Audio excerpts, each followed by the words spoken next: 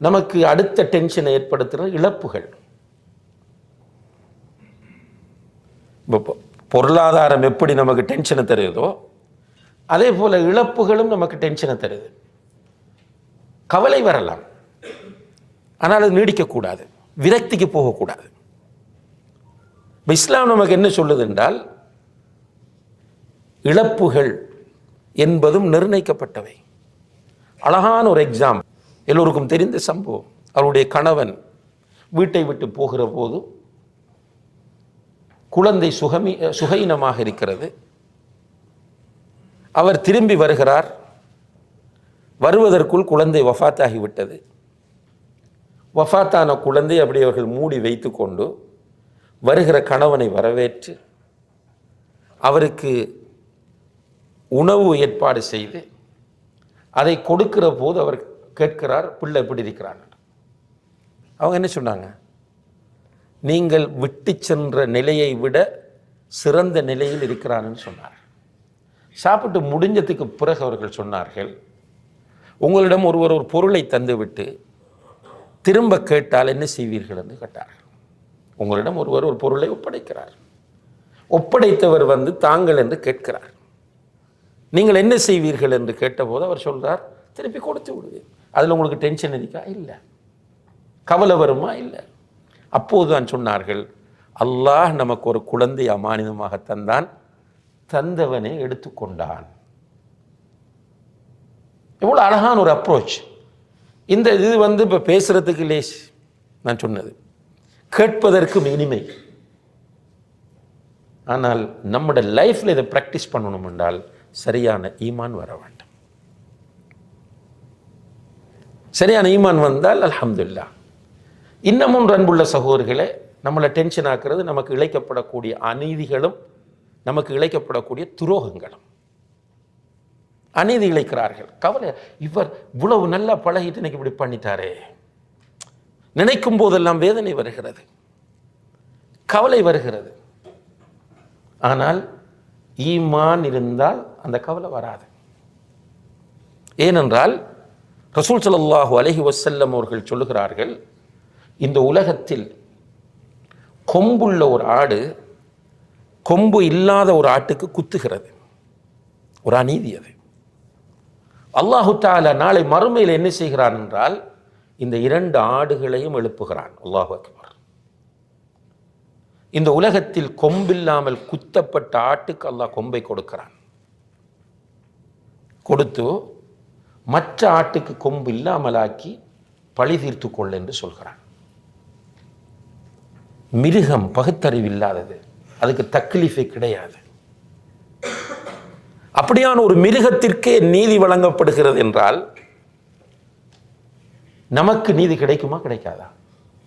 அதனால அல்லாஹ்வுடைய தூதர் சொல்கிறார், அத்ததுரூன மனில் முஃப்லிஸ். முஃப்லிஸ் யார் என்று உங்களுக்கு தெரியுமா என்று கேட்டார்.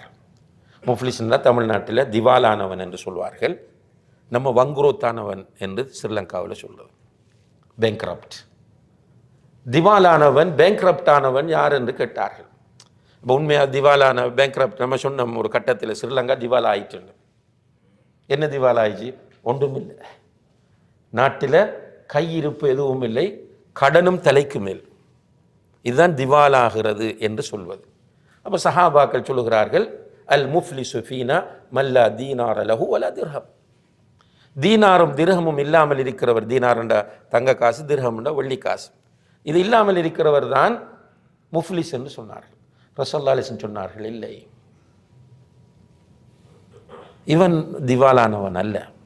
உண்மையிலே திவாலானவன் யார் என்றால், இந்த உலகத்தில் ஒருவன் முஸ்லீமாக இருந்து தொழுவான், நோன்பு பிடிப்பான், இன்ன புற அமல்கள் செய்வான்.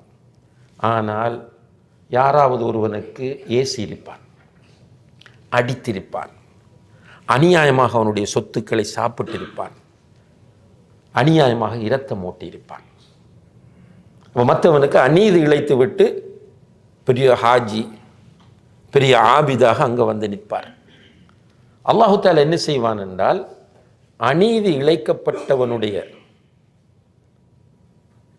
இந்த அநீதி இழைத்தவருடைய நன்மைகளை எல்லாம் எடுத்து அநீதி இழைக்கப்பட்டவனுக்கு கொடுப்பான். இவர் தொழுத தொழுகை, இவருடைய நோன்பு, இவர் ஓதின குர்ஆன், இவர் செஞ்ச திக்ர், இவர் செய்த சதகா எல்லாத்தையும் எடுத்து இவரால் அநீதிக்கு உள்ளாக்கப்பட்ட நிலையில் அங்கே வந்திருக்கிறானே அவனுக்கு கொடுத்து சுவர்க்கத்துக்கு அனுப்புவான். ஆனால் கை சேதம் அந்த மனிதனுடைய பர்சனல் பாவங்கள், அல்லாஹ்க்கும் அவனுக்கும் இடையில் உள்ள பாவங்கள் நிறைய. இவ்வளவு நன்மை எடுத்தும் அவனால் சுவர்க்கம் போக முடியாது. இப்போ அல்லாஹ் என்ன செய்கிறான் என்றால் அவனுடைய பாவங்களையும் எடுத்து இந்த அநீதி இழைத்தவருக்கு கொடுத்து விட்டு அவனை சுவர்க்கத்துக்கு அனுப்புகிறான், இவனை நரகத்துக்கு அனுப்புகிறான். எனவே இவன்தான் முஃப்லிஸ், இவன்தான் திவாலாவன். என்ற போகக்குள்ள சலாத்தோட ஜக்காத்தோட சௌமோட போனவன் கடைசியில் முதலையும் இழந்து அடுத்தவனுடைய நஷ்டத்தை மறுமையில் சுமக்கிறான். இது சஹீஹ் முஸ்லிமில் வரக்கூடிய ஒரு ஆதாரபூர்வமான ஹதீஸ். இதை ஈமான் கொள்ளுகிற ஒருவர், மறுமை ஈமான் கொண்டு மறுமையில் இப்படி நடக்கும் என்று ஈமான் கொள்ளுகிற ஒருவர் தனக்கு எவ்வளவுதான் அநீதி இழைக்கப்பட்டாலும் அவருக்கு ஒரு சந்தோஷம் இருக்கும். வருவான், எடுப்பான் என்று, நம்மளை ரிலீஸ் பண்ணுவான் என்று. இப்போ இஸ்லாத்தை நம்ம பின்பற்றி வாழும்போது நிம்மதியாக வாழலாம். இப்போ உதாரணத்துக்கு இந்த ஈமானில் இந்த பகுதியை நான் சொன்னேன்.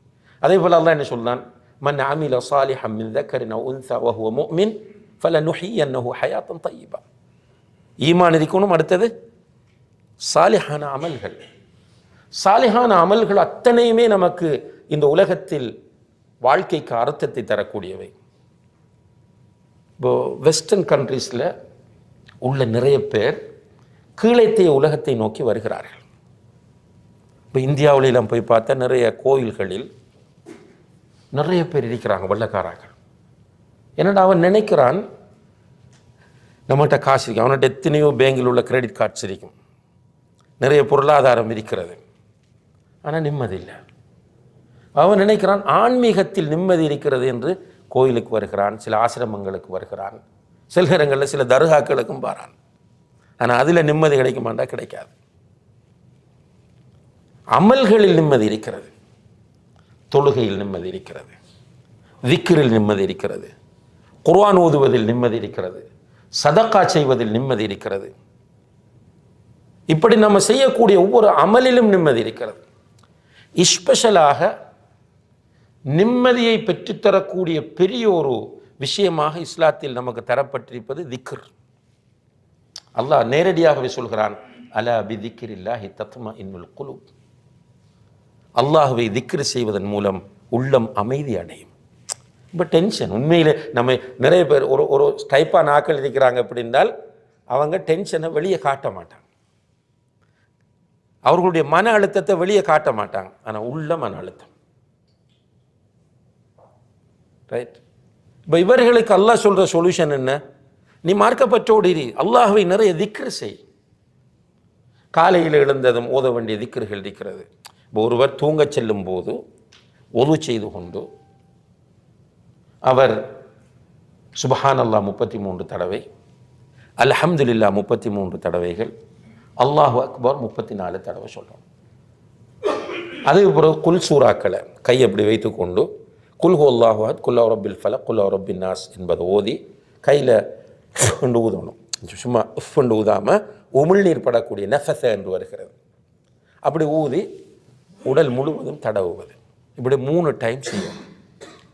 அதுக்கு பிறகு ஆமனர் ரசூல் ஓதணும், ஆயத்துல் குர்சியை ஓதணும். விரும்பினா செய்துல் இஸ்திக்ஃபாரை மீண்டும் ஒரு தடவை ஓதிக்கொள்ளலாம். ஓதிட்டு பிஸ்மிக் அல்லாஹும்ம அமூத்து வாஹியா என்று உறங்க வேண்டும். அதுக்கு பிறகும் அவர் விரும்பினால் பிஸ்மிக ரப்பி வலஅத்து ஜம்பி வபிக அர்ஃபஉஹு இன் அம்சக்த நஃப்ஸி ஃபர்ஹம்ஹா வ இன் அர்சல்தஹா ஃபஹ்ஃபத்ஹா பிமா தஹ்ஃபது பிஹி இபாதக ஸாலிஹீன் என்பதை ஓதலாம். அதே போல் அல்லாஹும்ம ரப்பஸ் ஸமாவாத்தி ஸபஅ வ ரப்பல் அர்ஷில் அஸீம் ربنا ورب كل شيء فالق الحب والنوى منزل التوراة والإنجيل والفرقان أنت آخذ بناصيتي أنت الأول فليس قبلك شيء وأنت الآخر فليس بعدك شيء وأنت الظاهر فليس فوقك شيء وأنت الباطن فليس دونك شيء اقض أن الدين وأغننا من الفقر بذوذلام. அதே போல اللهم إني أسلمت نفسي إليك ووجهت وجهي إليك وألجأت ظهري إليك رغبة ورهبة إليك لا ملجأ ولا منجا منك إلا إليك آمنت بكتابك الذي أنزلت وبنبيك الذي أرسلت என்பது ஓதலாம். ரப்பி கினி அதாபக யௌம தபஅது இபாதக். இப்படி ஓதிட்டு தூங்கினா ரிலாக்ஸாக தூக்கம் வரும். அல்லாஹுடைய புறத்திலிருந்து பாதுகாப்பு கிடைக்கும். நம்மளோட தூக்கம் எப்படி இருக்கு? சுப்ஹானல்லாஹ், நிறைய மிஸ்டேக் வரும் தூக்குற விஷயத்தில். அதில் ஆக மோசமான மிஸ்டேக் என்னென்றால், தூங்குகிற நேரத்தில் இந்த ஃபோனோடு தூங்குவது.